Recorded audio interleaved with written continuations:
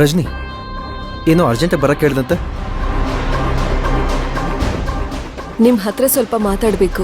ಹಾ ಹೇಳು, ಏನ್ ವಿಷಯ? ನಮ್ಮಿಬ್ರು ಮದ್ವೆ ಬಗ್ಗೆ ಏನ್ ಆಲೋಚನೆ ಮಾಡಿದ್ದೀರಾ?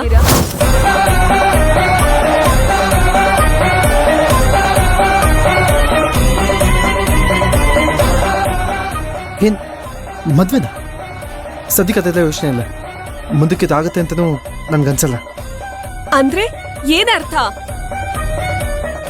ನನ್ ಮಾನ ಮರ್ಯಾದೆ ಹೋದ್ರೂ ಪರವಾಗಿಲ್ವಾ? ಜನ ಚೀತು ಅಂತ ಉಗ್ಗುದ್ರೂ ಚಿಂತೆ ಇಲ್ಲ.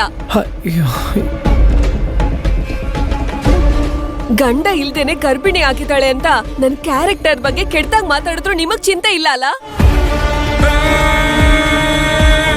ಅಲ್ಲ ರಜನಿ, ನಮ್ಮ ಮನೇಲಿ ಇವಾಗ ಏನ್ ಪರಿಸ್ಥಿತಿ ನಡೀತಿದೆ ಅಂತ ನಿಂಗೂ ಗೊತ್ತಲ್ವಾ? ಅಂದ್ರೂ ಮದ್ವೆಗೆ ಒತ್ತಾಯ ಮಾಡ್ತಿದ್ಯಲ್ಲ, ಇದು ಸರಿನಾ ಹೇಳು? ನೋಡು, ಈಗ ಏನಾದ್ರೂ ನಾನು ನೀನು ಮದ್ವೆ ಆದ್ರೆ ಇಲ್ಲಿ ಎಂತ ಭೂಕಂಪ ಆಗುತ್ತೆ ಅಂತ ನಿನಗೆ ಗೊತ್ತಲ್ವಾ? ಗಂಡ ಇಲ್ದೆ ಗರ್ಭಿಣಿ ಅಂತ ನಾನ್ ಹೆಸರು ತಗೊಂಡ್ರೆ ನನ್ ಜೀವನದಲ್ಲಿ ಎಂತ ಬಿರುಗಾಳಿ ಬೀಸುತ್ತೆ ಅಂತ ನಿಮಗ್ ಗೊತ್ತಲ್ವಾ? ಈಗ ನಿಮ್ ಹೆಂಡತಿ ಮಕ್ಳು, ಮನೆ ಸಂಸಾರ, ಮನೆತನ, ಅದ್ರ ಮರ್ಯಾದೆ ಬಗ್ಗೆ ಯೋಚನೆ ಮಾಡೋರು. ನಿಮ್ ಮನ್ಸಾಕ್ಷಿ ಮುಟ್ ಹೇಳಿ ಅಶೋಕ್, ನೀವ್ ಮಾಡಿದ್ ಸರಿನಾ? ಹೀಗ್ ಮಾತಾಡ್ತಿರೋದು ನಿಮ್ ಘನತೆಗ್ ಶೋಭೆ ತರುತ್ತಾ? ಬೇರೆಯವ್ರ ಹೆಣ್ಮಕ್ಳು ಅಂದ್ರೆ ಅಷ್ಟೇನೆ ನಿಮ್ ಕಾಳಜಿ? 10 ವರ್ಷದ ಹಿಂದೆ ಇದೇ ತರ ನನ್ ಮನ್ಸಲ್ಲಿ ಆಸೆ ಹುಟ್ಸಿ ಶಿವಗಾಮಿಗೋಸ್ಕರ ನನ್ನನ್ ಮದ್ವೆ ಆಗದೆ ದೂರ ಹೋದ್ರಿ. ಈಗ್ಲೂ ಅದೇ ಕೆಲ್ಸ ಮಾಡ್ತಾ ಇದ್ದೀರಾ. ನಂದೇ ತಪ್ಪು ಬಿಡಿ. ಒಂದ್ಸಲ ನಂಬಿಕೆ ದ್ರೋಹ ಮಾಡಿ ಯಾಮಾರ್ಸಿ ಹೋದ ಮನುಷ್ಯನ ಮತ್ತೆ ನಂಬಿದ್ದು. ಹೊಟ್ಟೆಲಿ ಮಗು ಬೆಳೆದು ಊರ್ಗೆಲ್ಲ ಗೊತ್ತಾಗಿ ಮಾನ ಮರ್ಯಾದೆ ಕಳ್ಕೊಂಡು ಪ್ರಾಣ ಬಿಡೋ ಬದ್ಲು ಈಗ್ಲೇ ಸಾಯ್ತೀನಿ.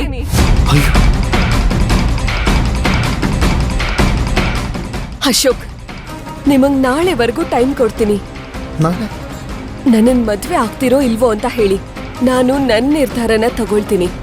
ನನ್ ಮಗುನ ನಿಮ್ಮನ್ನ ನಂಬಿ ಬಿಟ್ಟು ಹೋಗ್ತೀನಿ. ನನಗ್ ಮೋಸ ಮಾಡ್ದಂಗೆ ನನ್ ಮಗುಗ್ ಮೋಸ ಮಾಡ್ಬೇಡಿ. ಅನಾಥ ಮಗು ಜೀವನಕ್ಕೆ ಒಂದ್ ದಾರಿ ತೋರಿಸಿ. ರಜನಿ, ಪ್ಲೀಸ್